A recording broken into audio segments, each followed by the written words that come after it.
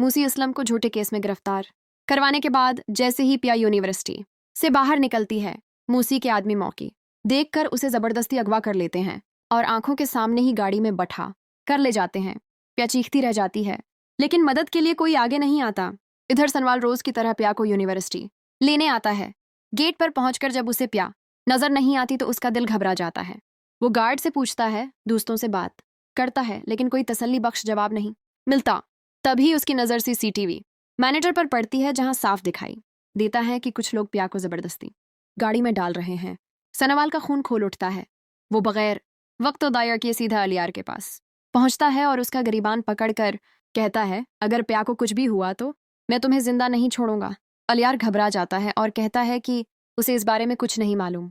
तभी सनवाल पिया के मोबाइल की आखिरी लोकेशन ट्रेस करवाता है, जो मूसी के फार्म हाउस की निकलती है। अलियार भी मजबूरन साथ चलने पर राजी हो जाता है। फार्म हाउस के बाहर अंधेरा और सन्नाटा छाया होता है। सनवाल जैसे ही गेट खोलता है, मूसी सामने से फायर कर देता है। गोली सनवाल के कंधे को छूकर निकल जाती है और वो जमीन पर गिर पड़ता है। अलियार ये मंजर देखकर शाक में आ जाता है और फौरन पुलिस को कॉल करता है। पुलिस के आने से पहले ही अलियार अपना जुर्म मान लेता है और खुद को गिरफ्तार करवा देता है। वो बताता है कि सब कुछ उसके अब्बा मूसी ने किया है। पुलिस फार्म हाउस पर रेड करती है और पिया को रस्सियों से बंधा हुआ आजाद करवा लिया जाता है। सनवाल को जख्मी देखकर प्यारो पड़ती है। सनवाल को अस्पताल ले जाया जाता है, जहां डॉक्टर बताता है कि उसकी जान को कोई खतरा नहीं है। इधर अदालत में मूसी अपना जुर्म कबूल कर लेता है। वो मानता है कि उसने असलम को झूठे केस में फंसाया और पिया को अगवा करवाया। जज मूसी को सख्त सजा सुनाता है और असलम को फौरन रहा कर दिया जाता है। इसलम जेल से बाहर निकल कर सबसे पहले अस्पताल जाकर सनवाल का शुक्रिया अदा करता है। वो भराई हुई आवाज में कहता है, अगर आज तुम ना होते तो मेरी बेटी का क्या होता।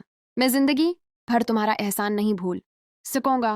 घर पहुंचकर असलम पिया को अपने पास बैठाता है और प्यार से पूछता है, बेटा क्या तुम सनवाल को पसंद करती हो। प्या बगैर झुझक कहती है, अब्बा मैं सनवाल से मोहब्बत करती हूँ। उसने मेरी इज्जत और मेरी जिंदगी दोनों बचाई हैं। कुछ ही दिनों बाद सनवाल और प्या की शादी तय हो जाती है। शादी के दिन घर में खुशियों का माहौल होता है। मेहंदी, ढोल और मुस्कुराहटें हर तरफ बिखरी होती हैं। निकाह के वक्त जैसे ही मौलवी साहब पूछते हैं, अलियार अचानक वहां आ जाता है।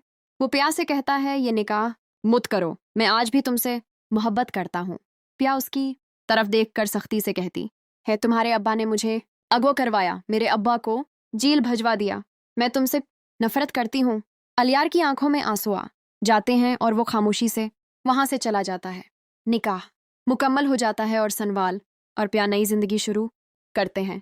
शादी के कुछ दिन बाद प्या की तबीयत बदलने लगती है। डॉक्टर जांच के बाद खुशखबरी देता है कि प्या मां बनने वाली है। सनवाल और असलम की आंखों में खुशी के आंसू आ जाते हैं। 1 साल बाद प्या एक प्यारी सी बेटी को जन्म देती है। सनवाल अपनी बेटी को गोद में उठाकर कहता है, ये मेरी जिंदगी का सबसे खूबसूरत तोहफा है।